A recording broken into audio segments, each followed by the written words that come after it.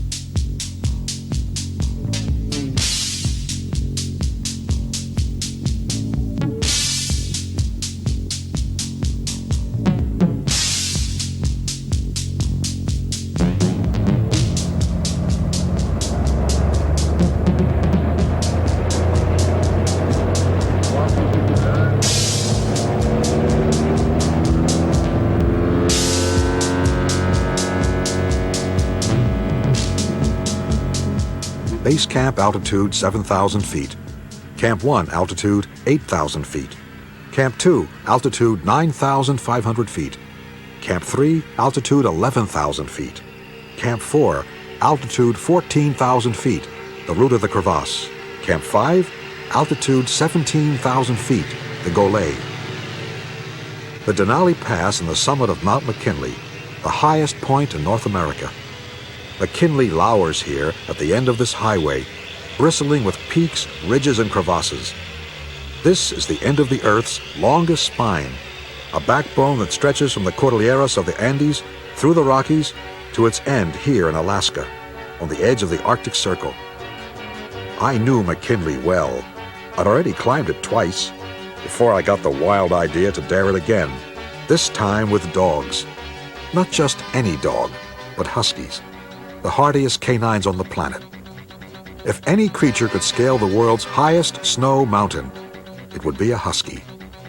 Already their strength and courage had pulled me across Alaska, Baffin Island, and the salt flats of Greenland.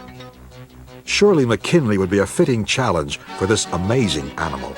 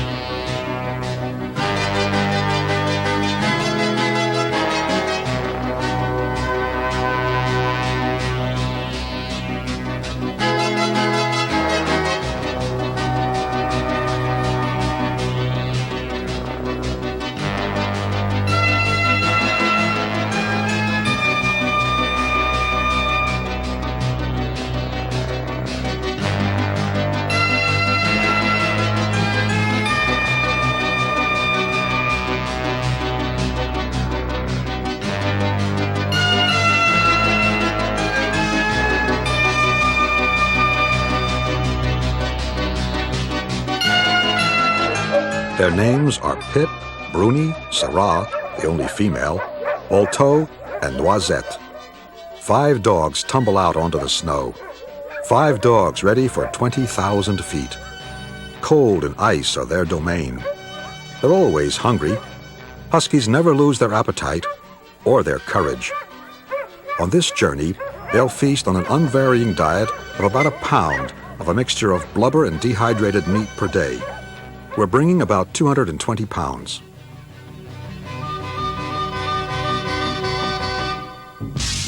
Their goal, McKinley. May 5, base camp. Jacques checks the sled for the last time. It's been engineered specially for this expedition, reinforced with a double braking system. Empty, it weighs 50 pounds. Loaded, 320 pounds. Just to be up there, to fly on a shaft of light to this promontory that seems to be defended like an immense citadel, the stuff of the gods. For mere mortals, the way is more difficult, a 25-mile ascent on foot. This is our adventure.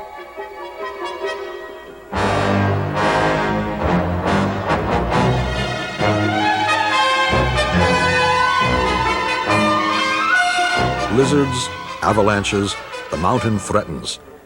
I've been here before. I know how it can disguise its bottomless crevasses.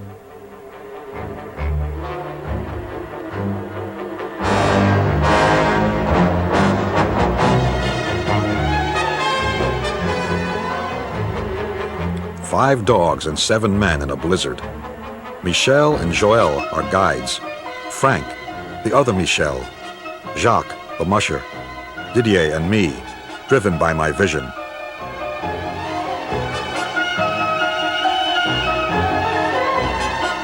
It happened so fast, there was no time to do anything. Noisette has fallen into a crevasse. He's down there somewhere in the belly of the earth. We go down after him. Michel makes the 50-foot descent on the end of a rope. The suspense is unbearable. From here, it's impossible to tell if Noisette's hurt. If he is, it's the end of our journey. Noisette strayed only a few steps from the path, a few steps too many. The crevasse seemed to open at his feet, and down he went. His deep and faraway cries echo like hymns from the dome of a sunken cathedral.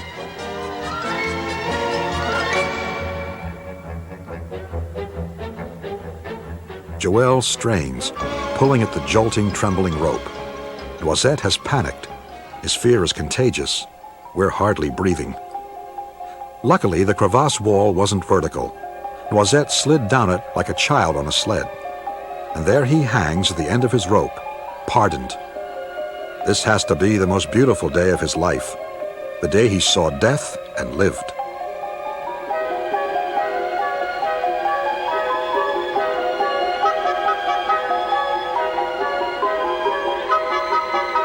At 6 years old, Noisette is the oldest and the strongest dog of the team, which is why he pulls at the back, closest to the loaded sled.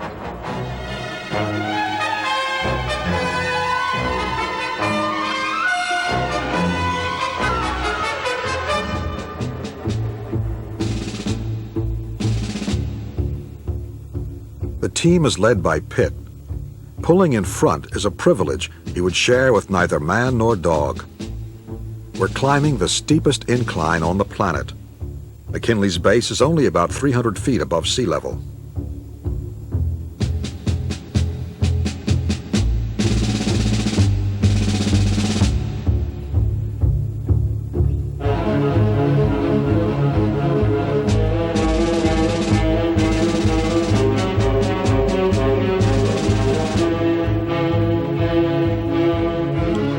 It's a miracle for Jacques to see his beloved Noisette safe and back at work. One broken paw would have spelt disaster. Unthinkable. Pitt hesitates, trying to sniff out unseen danger. The others follow his trail. No more missteps. It's slow work and discipline now. The dogs can't run since the snow is so thick and sticky.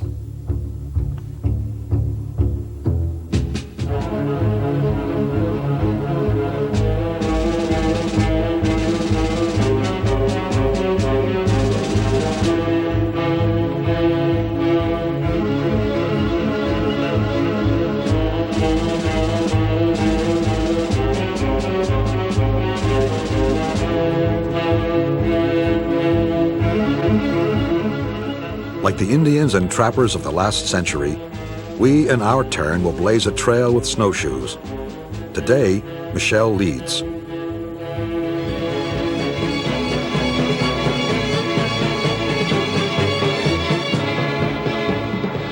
We're following the same itinerary that Bradford Washburn discovered in 1951. up the west buttress. Here we find ourselves in a bumpy world, surrounded by the pinnacles and crevasses of the Kahiltna Glacier. We cautiously skirt impassable crevasses.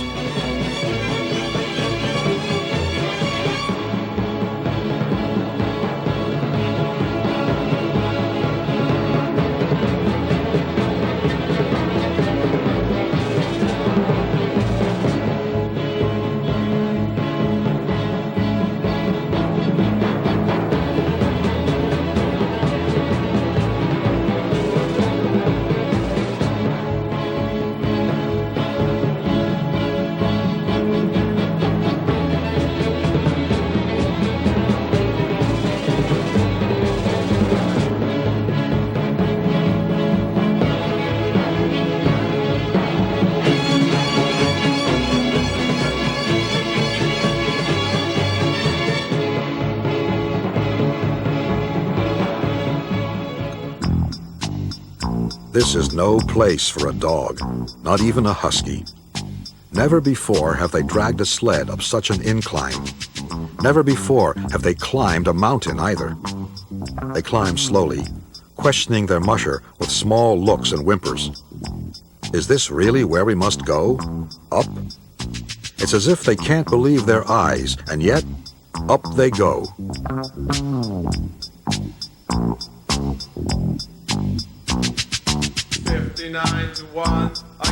For me, this expedition is an homage to these amazing dogs. For centuries, they have helped men, Inuits and Indians, to survive. Without them, explorers like Nansen, Amundsen, Cook, Perry, Scott might as well have stayed home and dreamed by the fire. I wanted to take these huskies to the heights of the earth, heights formerly reserved for man. I wanted to share the taste of victory with them.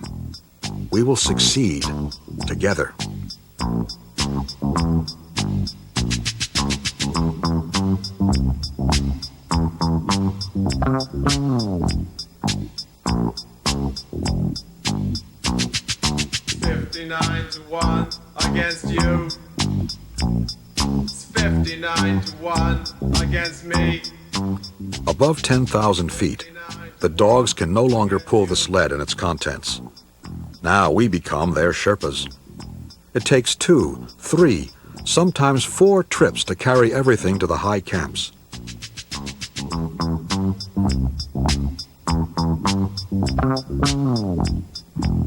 The ascent grows steeper. The dogs pull on. With each slope, a new challenge, a new danger.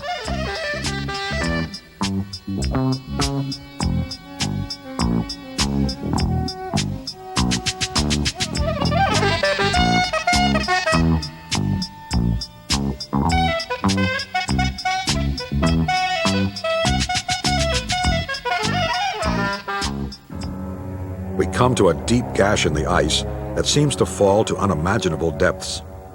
Bruni hesitates, afraid to cross it. He stays above, but Pitt senses death close by.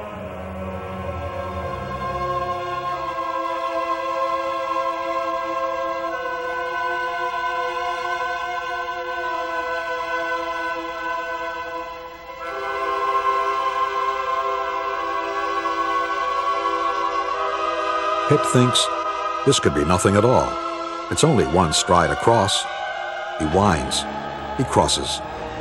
His trust in his musher is touching, and the others follow their leader, even Noisette, though he's clearly fighting his fear.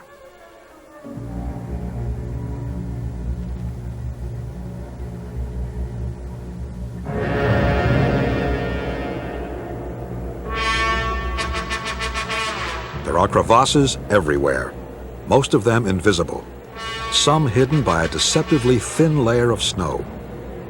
We cross these chasms blindly, not knowing where to place paw or foot. The tension is intense.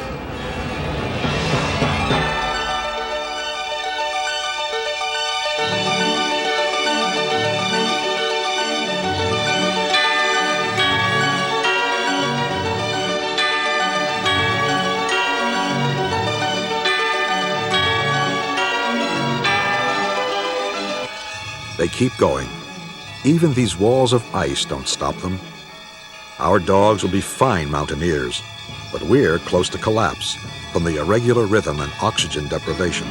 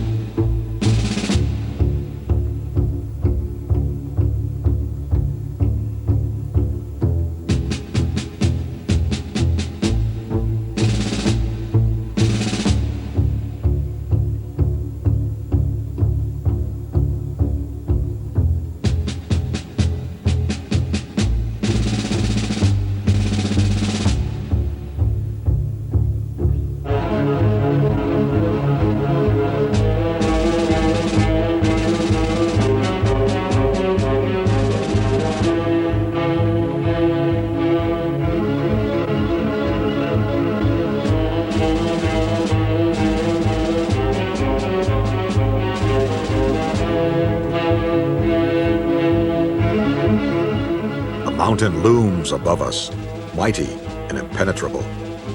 I love this blue and crystal world. I'm at home here. I have to remind myself to watch my footing, for the urge is strong to gaze out at the beauty around me. I can't forget that just under my foot, there could be a cavern taller than a building.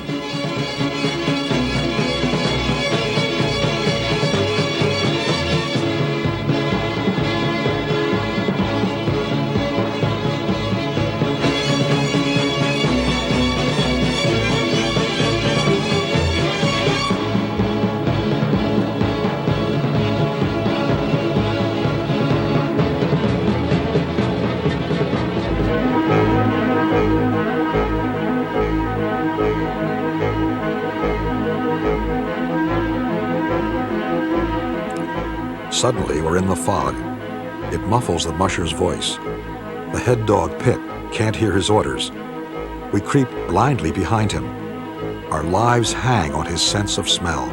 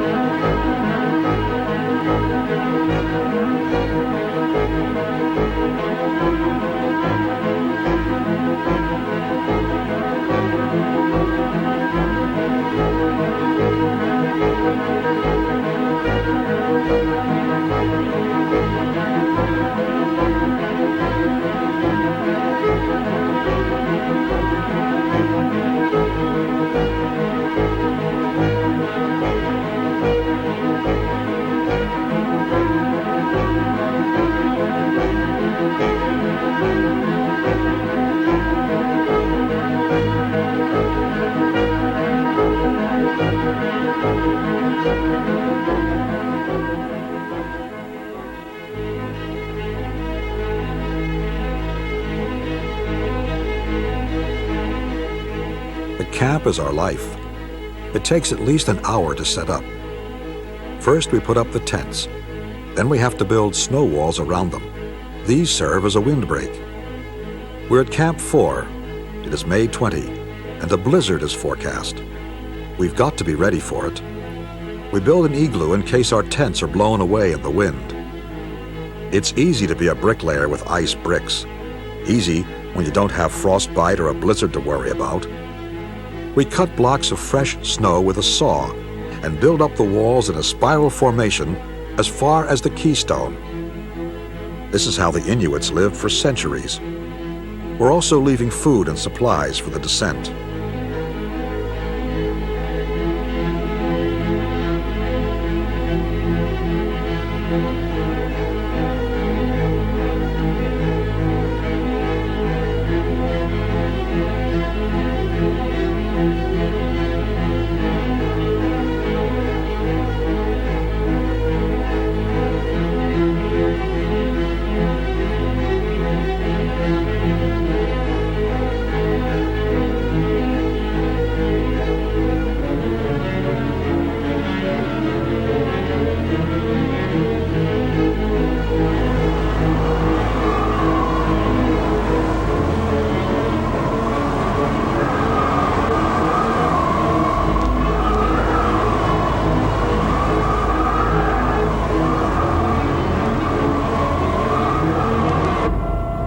Our tent is a haven of warmth and the smells of food cooking. Housework is kept to a minimum. Once we've pitched camp, all we have to do is fill our pots with snow to melt for water. Everything we eat is freeze-dried. And in the dim light we greet old friends, ghosts of climbers and trekkers from the edge of the world. They crowd around, and we welcome them. In this place, we are not unalike.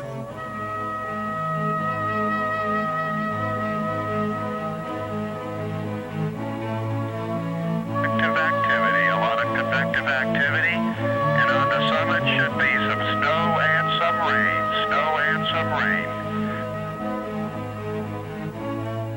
The park rangers have just told us by radio that we can't continue. Their reason? We are polluting Mount McKinley, polluting it with dog droppings. This is a surreal nightmare.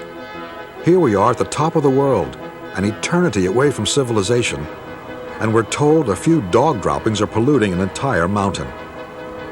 The argument lasts half a day, enough to drive us over the edge, literally. I can't believe that all the years of planning that have gone into this endeavor are jeopardized by a few hard-headed rangers. Finally, we reach a compromise. We're allowed to continue on the condition that we collect all the droppings and toss them into a handy crevasse. Incredible.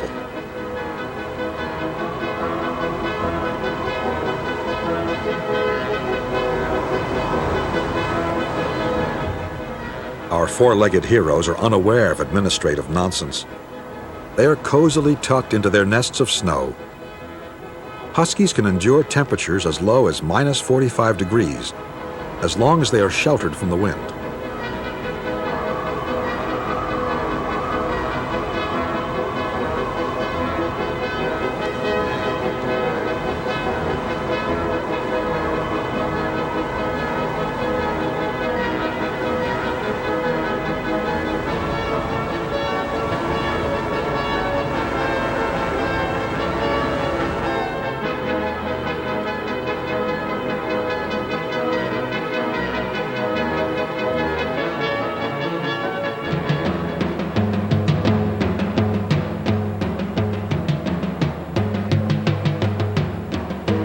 Leaving Camp 4, altitude 14,000 feet, May 24. The weather's fine, but last night it was minus 35 degrees.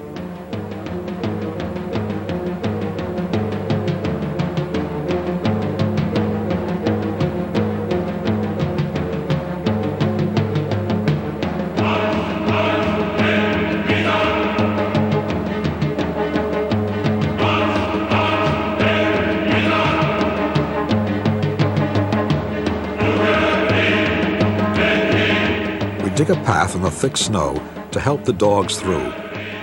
They seem to love all of this, despite their steep ascent. All we can do now is to try to control the sled.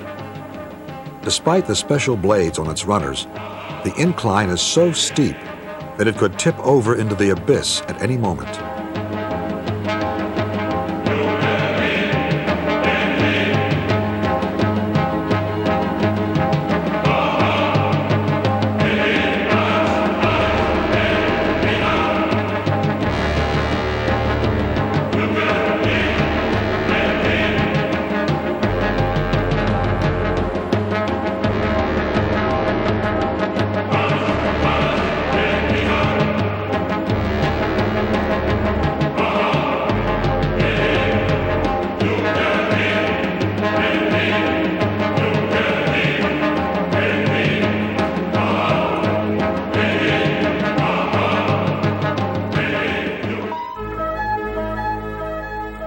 We broke camp at 11 this morning, and at 4 o'clock we're at the foot of Golay.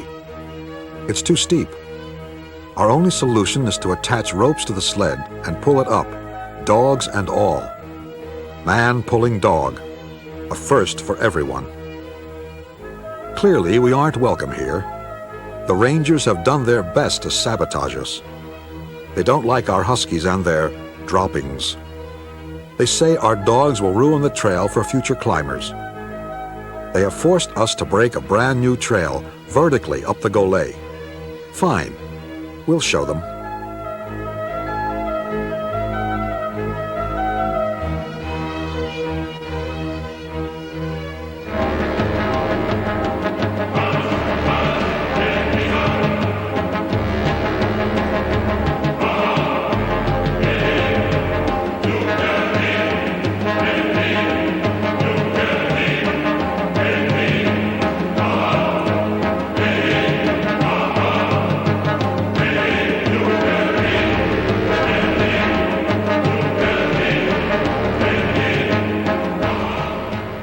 Now we carry everything up a 45-degree incline. At a 15,000-foot altitude, 45 pounds on my back makes my heart feel as if it's going to burst.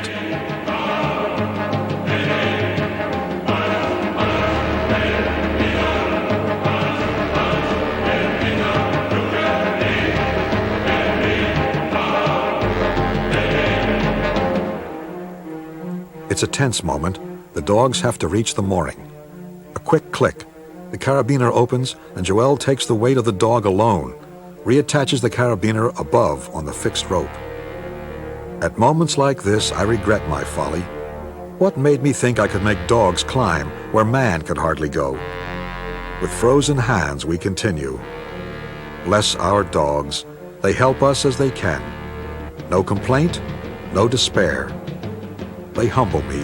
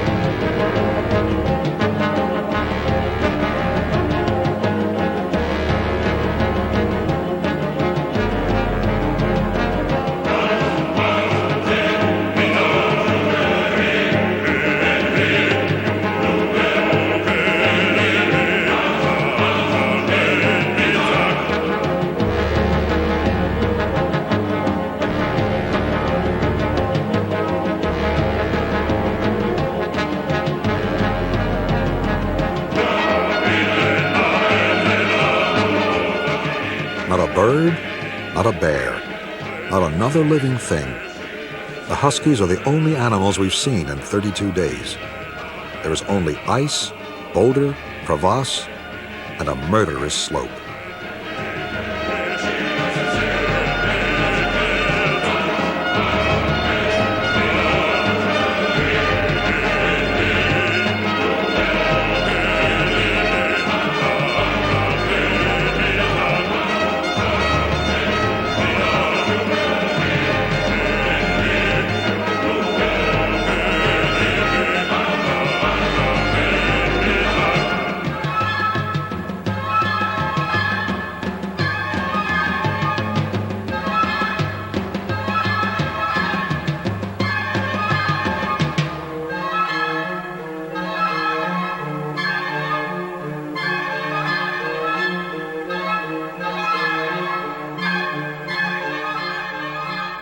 We're walking on top of the world.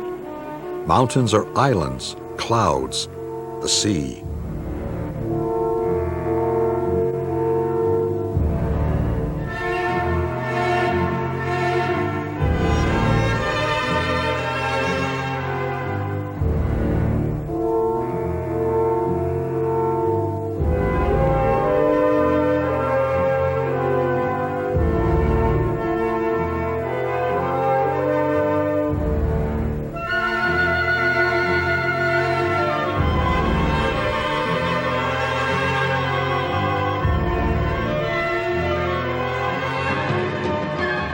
Seven hours of slave labor.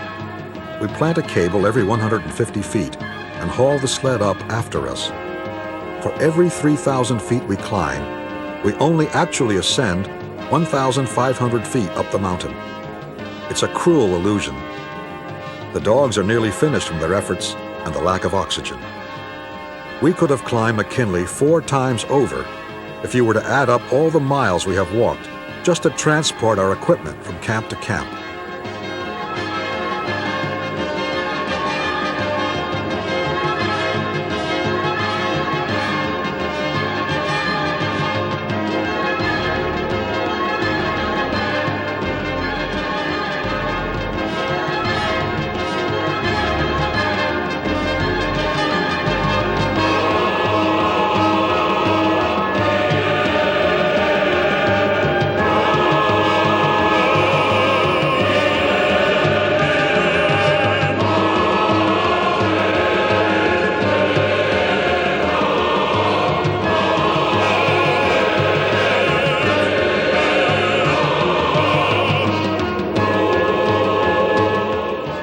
summit of the Golay at 11 o'clock at night, 17,000 feet.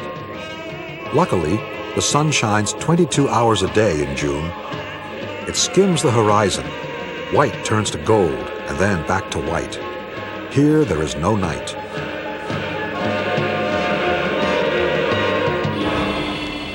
Camp 5, 17,000 feet, minus 35 degrees. We burrow in as the wind blasts, gusts up to 100 miles per hour. For 5 days we are held prisoner by the blizzard. And then the morning comes, when we can look out and see Mount Foraker at 17,000 feet. We're as high as it is.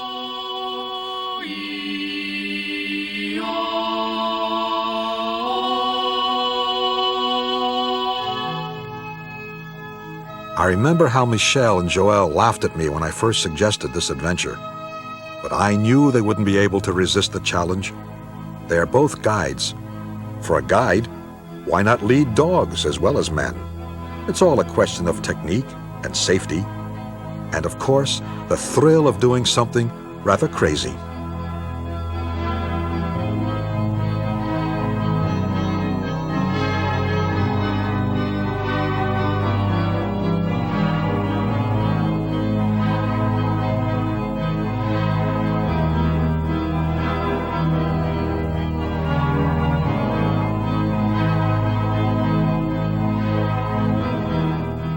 Michel digs a hole in the snow and buries a short piece of wood, around which he has tied a rope. This is our mooring. Securely attached, we can continue up the Denali.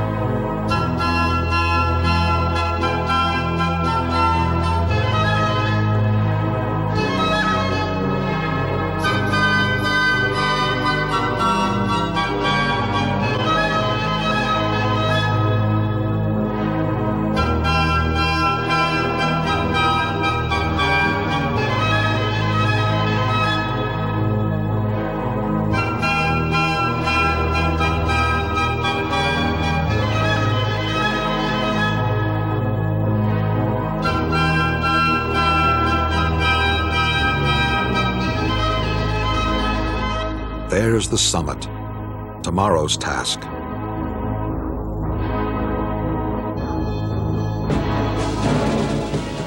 We have to descend as we leave camp. The poor dogs must think they're going home. The worst is yet to come. 900 feet, straight up. For us, an ascent of 1,500 feet by rope. There is no more world, only shadowy figures straining in front of me.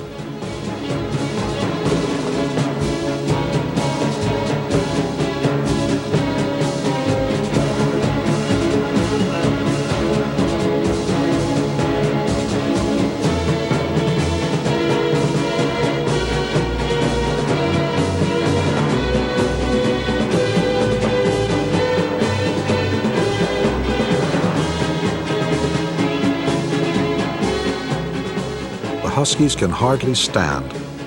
Unlike us, they can have no concept of an ultimate goal, nor of the 29 days we've been climbing. They just know they must continue. Their musher is far behind them. He's struggling too. They seem to be climbing into the sky like Santa's reindeer, only they're pulling an empty and forsaken sleigh.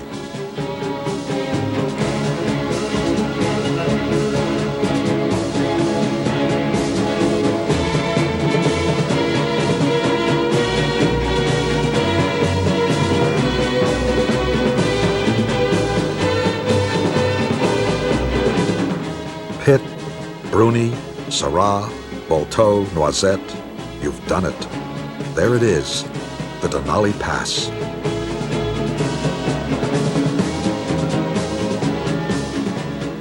At 18,000 feet, the altitude makes us nearly black out. We're seeing stars. Denali Pass, one of the world's most forbidding spots. I have entered Dante's last circle, a frozen inferno of minus 40 degrees.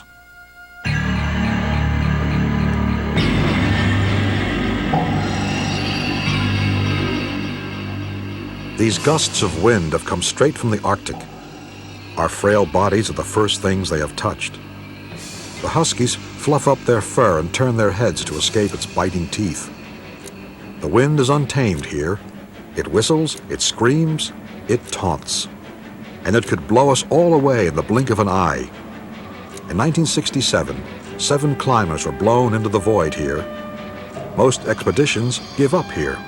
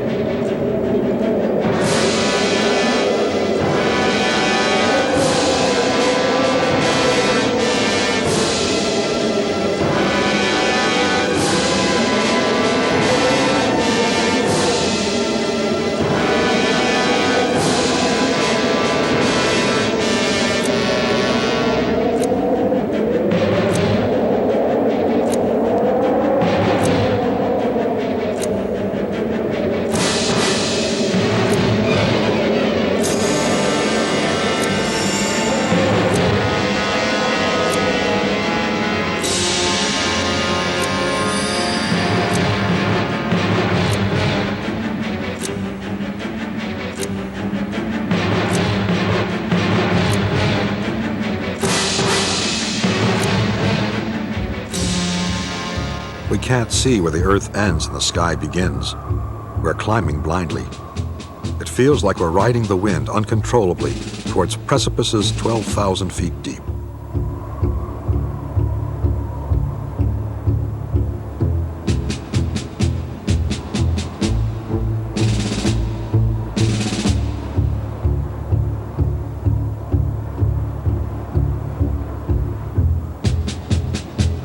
The dogs are reeling, irresistibly drawn towards the void. Michel and Joël hold them back with the remains of their strength. Their fear is infectious. We've all caught it. We all know the next few minutes will bring victory or death. I never would have begun had I known it would bring us to this. Joël says we must stop. The danger is too great. But I can't. I can't let all the years of work go for an almost did it. The summit is hidden up there, somewhere in the fog. I can feel it. I know we're almost there.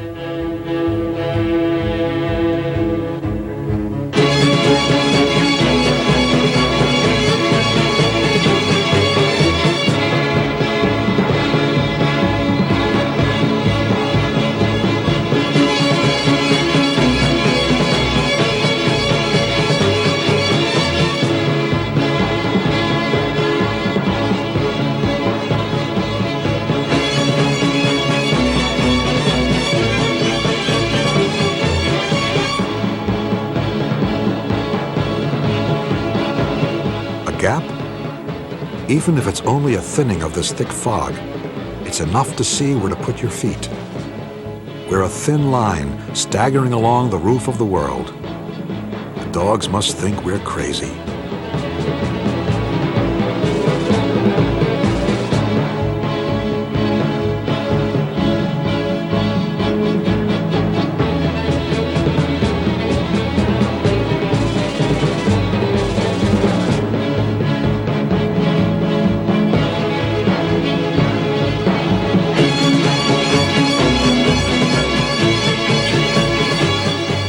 Suddenly, we're no longer climbing. For 29 days we thought of nothing else. And now that it's come, it feels strangely normal. We're here. We did it. And ironically, we're the only ones to witness our own triumph.